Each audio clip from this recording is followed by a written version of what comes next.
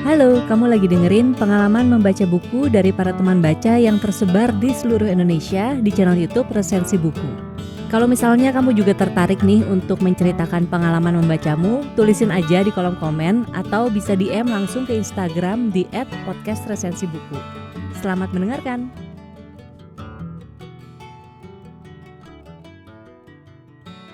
Halo teman-teman, perkenalkan nama saya Mira.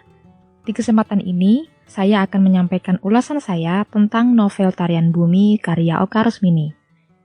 Novel 180 halaman ini pertama kali diterbitkan tahun 2000 oleh Gramedia Pustaka Utama. Novel ini bercerita tentang Luh Sekar yang berambisi menjadi penari tercantik di desanya. Tapi, ada 3 aspek penting yang membingkai cerita di novel ini, yaitu feminisme, budaya, dan cinta. 3 hal ini memang saling terkait, apalagi untuk kelompok masyarakat yang memang masih memegang teguh tradisi akar budaya mereka. Dan keterkaitan ini adalah rahim yang melahirkan konflik. Novel ini mengambil bingkai konflik tersebut. Dari sudut pandang feminisme, Oka Rusmini mengungkapkan tentang posisi perempuan yang selalu menjadi korban, yang selalu menderita, laki-laki yang bermental raja, yang selalu ingin dilayani. Banyak tokoh perempuan yang akhirnya membenci laki-laki di novel ini. Tapi ada satu bagian yang menunjukkan bahwa peran laki-laki bisa sangat tidak dianggap, dan ini berhubungan dengan budaya atau tradisi yang berlaku di Bali. Dari bingkai budaya, di novel ini tersirat makna bahwa budaya sangat membaur dengan agama. Ini khas Bali banget, di mana budaya dan agama menjadi satu tubuh.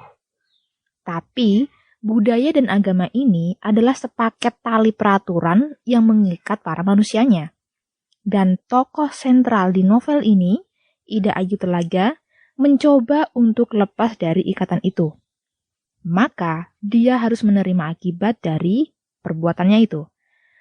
Di satu sisi, Telaga punya kebebasan, tapi di sisi lain, dia harus dihukum. Dan menurut saya, konflik budaya ini benar-benar membuka mata kita sebagai orang non-Bali untuk melihat Bali dari dalam dan lebih dalam. Itu menarik.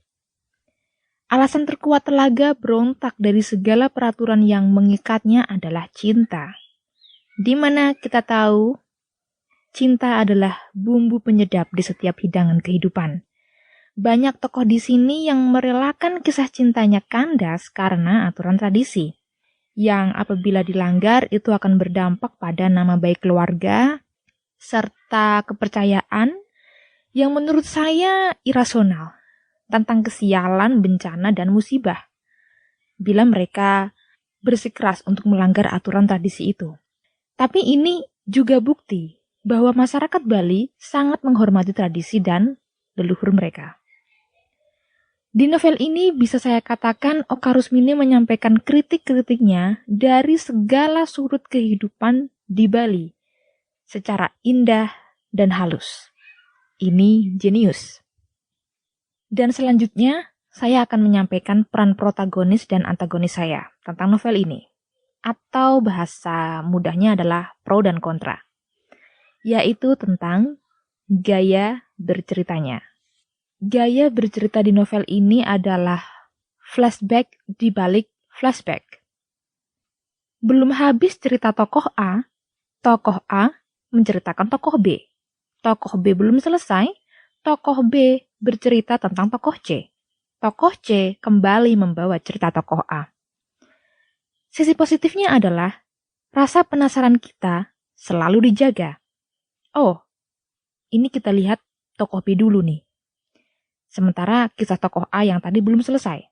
Oke, kita tungguin ada apa dengan tokoh A nanti. Dan untungnya setiap tokoh baru yang muncul itu selalu punya sisi yang menarik. Jadi kita dibawa untuk, wah ada siapa lagi nih selanjutnya? Menurut saya itu menyenangkan. Tapi sisi negatifnya, bagi kita yang pelupa, termasuk saya, harus membuka halaman-halaman sebelumnya untuk tahu konteks. Siapa yang bercerita, siapa yang menceritakan tokoh C ini, oh tokoh B. Tokoh B tadi siapa ya? Dia lagi ngapain? Dia apa? Gitu terus. Dan itu menurut saya melelahkan. Sudut pandang yang dipakai di novel ini adalah para tokoh saling bercerita. Itu menarik sekaligus melelahkan. Baiklah teman-teman, itulah ulasan saya tentang novel Tarian Bumi karya Oka Rusmini. Secara keseluruhan saya suka dengan novel ini dan novel ini menempati ruang tersendiri di hati saya. Baiklah teman-teman, terima kasih. Sampai jumpa.